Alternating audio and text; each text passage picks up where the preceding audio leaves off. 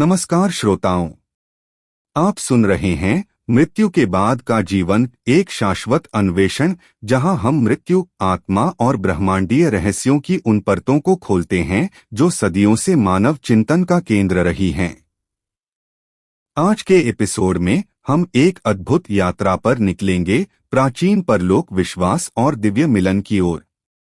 आज जिन स्रोतों पर चर्चा होगी वे प्रसिद्ध पुस्तक लाइफ आफ्टर डेथ से लिए गए हैं।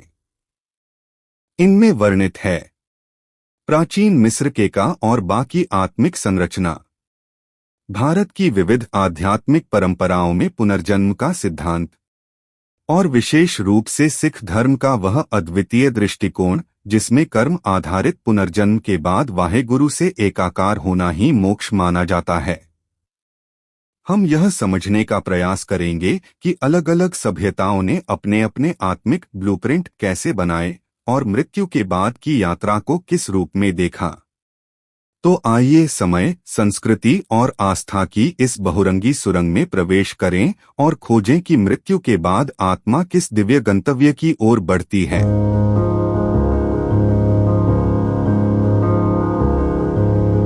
मृत्यु के बाद क्या होता है?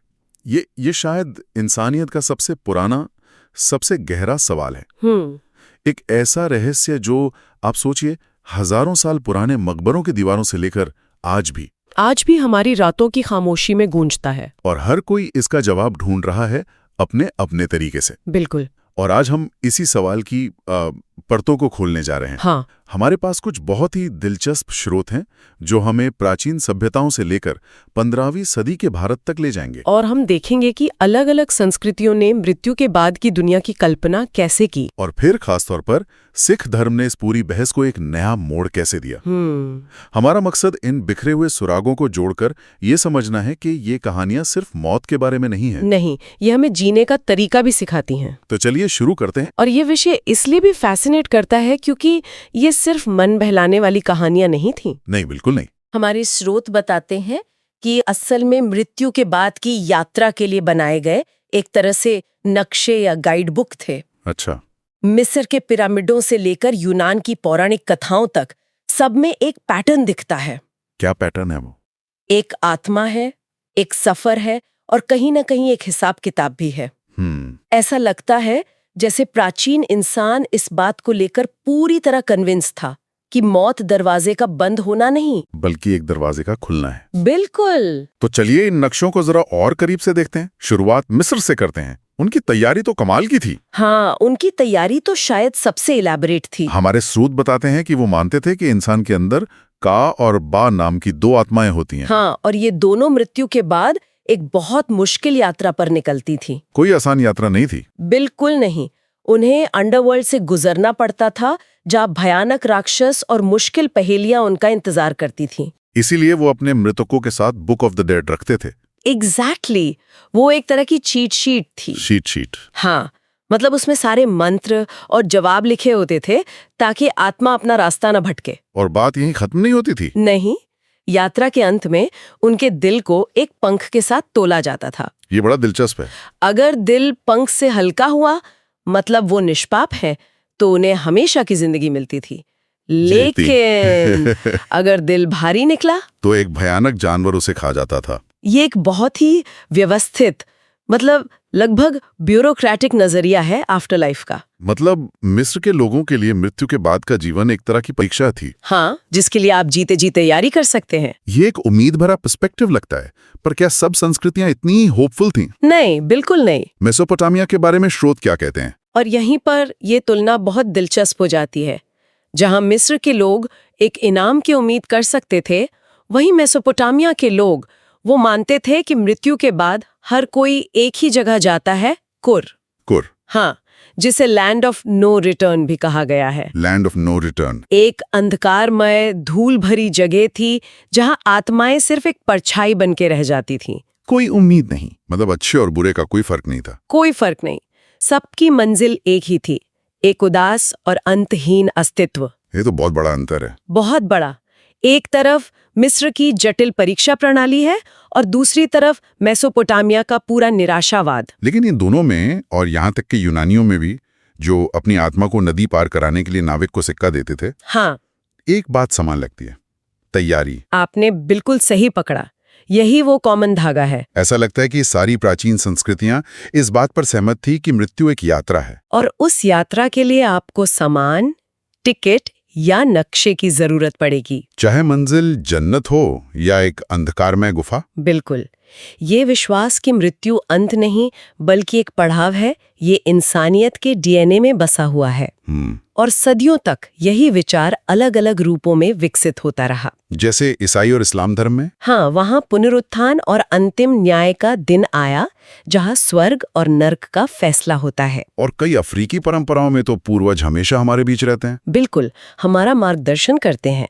लेकिन फिर 15वीं सदी में पंजाब की धरती पर गुरु नानक ने इस पूरी बहस का रुख ही मोड़ दिया। और यहीं से हमारी पड़ताल और भी गहरी हो जाती है। तो जहां बाकी सब संस्कृतियां एक बाहरी यात्रा की बात कर रही थीं, किसी दूसरी दुनिया में जाने की, हाँ, वहीं सिख धर्म ने क्या अलग कहा? सिख धर्म ने सवाल को ही बदल दिया। कैसे? यहाँ मृत्यु के बाद किसी जगह जैसे स्वर्ग या नर्क जाने की बात ही नहीं है। तो फिर क्या है? यहाँ लक्ष्य है परमात्मा यानी वाहिगुरु के साथ एक हो जाना, उसी में विलीन हो जाना।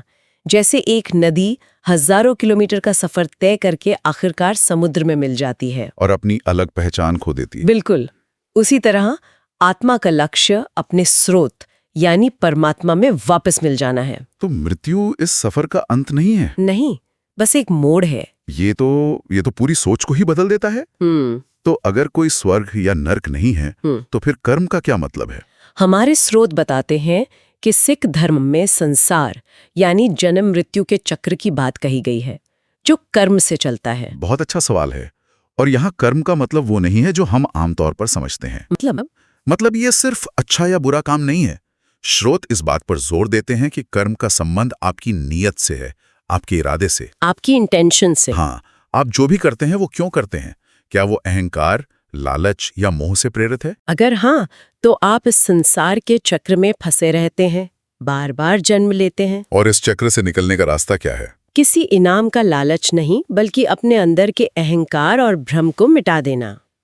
लक्ष्य है मुक्ति पाना, यानी इस चक्र से आजाद होकर परमात्मा में मिल जाना। बिल्कुल। तो अगर लक्ष्य इतना बड़ा और गहरा है और ये रस्मों या पूजा पाठ से हासिल नहीं होता, तो फिर इसका व्यवहारिक रास्ता क्या है? एक आम इंसान इस यात्रा को कैसे शुरू करे? और सिख शिक्षाएं इसके लिए एक बहुत ही प्रैक्टिकल रास्ता बताती हैं। कोई जटिल योग या तपस्या नहीं, बल्कि 3 बुनियादी सिद्धांत हैं। पहला है सेवा, यानी बिना किसी स्वार्थ के दूसरों की मदद करना, इससे अहंकार कम होता है। दूसरा है सिमरन, यानी हर पल हर सांस के साथ उस परमात्मा को याद करना, इससे मन भटकता नहीं। और तीसरा है नाम जपना, यानी ईश्वर के नाम का ध्यान करना, उसे अपनी चेतना में बसा लेना। वाह! ये तीनों मिलकर आपकी जीवन को एक आध्यात्मिक अभ्यास बना देते हैं। इसका मतलब तो ये हुआ कि सिख धर्म ने मृत्यु के बाद की तैयारी को जीते जी जीने की कला में बदल दिया। बिल्कुल, आपका हर काम, आपकी हर सोच उस अंतिम विलय की तैयारी है। ये क्रांतिकारी विचार है। तो क्या इसी सोच का असर उनके अंतिम संस्कारों पर भी दिखता है? हाँ, और ये बहुत साफ तौर पर दिखता है। कैसे? जब किसी सिख की मृत्यु होती है तो अंतिम संस्कार में दाह संस्कार किया जाता है और गुरु ग्रंथ साहिब से प्रार्थनाएं, कीर्तन सोहेला पढ़ी जाती हैं। लेकिन हमारे स्रोत इस बात को रेखांकित करते हैं कि मृतकों के लिए कोई बहुत लंबी चौड़ी या जटिल रस्में नहीं होती। कोई श्राद्ध या उस तरह की चीजें नहीं होती। इसके पीछे की सोच क्या है? सोच यही है कि आत्मा की असली यात्रा तो शरीर के लुकने से बहुत पहले ही शुरू हो चुकी थी। सेवा, सिमरन और नाम जपने के जरिए। बिल्कुल, अंतिम संस्कार एक सम्मानजनक विदाई है, आत्मा की यात्रा का टिकट नहीं। यह तो सच में एक पूरी तरह से अलग दृष्टिकोण है। तो फिर सिख धर्म में असली सवाल ये नहीं है कि आपको सजा मिलेगी या इनाम, नहीं, बल्कि सवाल ये है कि आपकी आत्मा परमात्मा से कितनी करीब है या कितनी दूर। हाँ। स्रोत में एक बहुत खूबसूरत तुलना की गई है। क्या मृत्यु एक नदी का समुद्र में शांति से मिल जाना है, या ये आत्मा के संघर्ष की एक और कड़ी है, जब तक कि वो पूरी तरह जाग न जाए? और इसी से जुड़ा एक और गहरा विचार है ना? हाँ, बिल्कुल। सिख शिक्षाओं में आत्मा की तुलना एक बेचैन पंछी से की गई है। एक बेचैन पंछी जो एक डाल से दूसरी डाल पर भटकता रहता है जब तक उसे अपना असली घोंसला नहीं मिल जाता। और यहाँ घोंसला परमात्मा है। हाँ, और सबसे बड़ी बात यह है कि यह घोंसला कहीं दूर आसमान में नहीं है। तो कहाँ है? वह यही है, अभी है, हमारे अंदर है। लेकिन जन्मों जन्मों के भ्रम, हमारे अहंकार की धूल ने हमारी आंखों पर पर्दा डाल रखा है। बिल्कुल, हम उसे देख नहीं पाते। तो इसका मतलब सिख धर्म का असली रहस्य ये नहीं है कि मृत्यु के बाद क्या होता है, बल्कि असली रहस्य ये है कि क्या हम मृत्यु से पहले उस परमात्मा को पहचान पाते हैं? क्या हम जीते जी उस विलय का अनुभव कर सकते हैं? हाँ, क्या हम उस पंछी की तरह हैं जो अपने घोंसले में बैठा तो है पर उसे पहचान नहीं पा रहा? असली चुनौती यही है। बिल्कुल, मौत तो बस एक पर्दा हटाएगी, लेकिन नजारा वही होगा जो हमने अपनी जिंदगी में तैयार किया है। आज की इस चर्चा ने तो वाकई सोचने पर मजबूर कर दिया है। मिस्र के मकबरों में रखे साजो सामान से लेकर सिख धर्म के परमात्मा में विलीन होने के सिद्धांत तक एक बात साफ है, इंसान ने कभी भी मृत्यु को अंतिम सत्य मानने से इनकार किया है। हाँ, ये एक कांस्टेंट रहा है। लेकिन जो बात सबसे ज्यादा प्रभावित करती है वो ये है कि ये सभी मान्यताएं सिर्फ मृत्यु के बारे में सुराग नहीं है। नहीं, ये हमें बताती हैं कि हमें जीना कैसे चाहिए, ये हमें एक उद्देश्य देती हैं। और मैं एक आखिरी विचार के साथ से समाप्त करना चाहूंगी। बताइए। हमारे स्रोत की एक पंक्ति है जो दिल में उतर जाती है।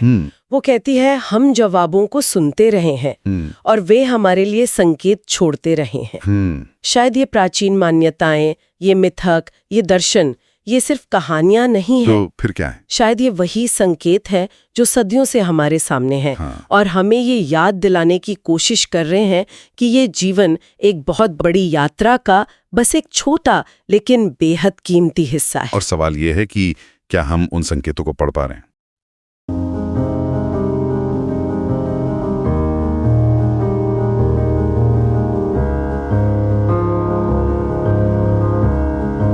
आज की इस आध्यात्मिक यात्रा में साथ चलने के लिए आपका धन्यवाद। प्राचीन मिस्र से लेकर सिख धर्म तक हर संस्कृति ने मृत्यु के बाद की यात्रा को अपने अनूठे रंगों से सजाया, कहीं पुनर्जीवन, कहीं पुनर्जन्म और कहीं दिव्य मिलन। हमने आज जाना कि आत्मा की अवधारणाएं चाहे जितनी विविध हों, लेकिन मानवता का मूल प्रश्न एक ही है, मृत्यु के बाद क्या होता है? और शायद यही प्रश्न हमें आध्यात्मिक रूप से और अधिक संवेदनशील, जिज्ञासु और जागरूक बनाता है। यदि आपको यह एपिसोड पसंद आया तो इसे अपने मित्रों और परिवार के साथ जरूर साझा करें। हमें स्पॉटिफाई और यूट्यूब पर फॉलो करना न भूलें। मैं हूं आपका होस्ट। अगले एपिसोड में हम फिर मिलेंगे एक और नई आध्यात्मिक पड़ताल के साथ। तब तक जिज्ञासा को जीवित रखें और आत्मा की यात्रा पर विश्वास बनाए रखें।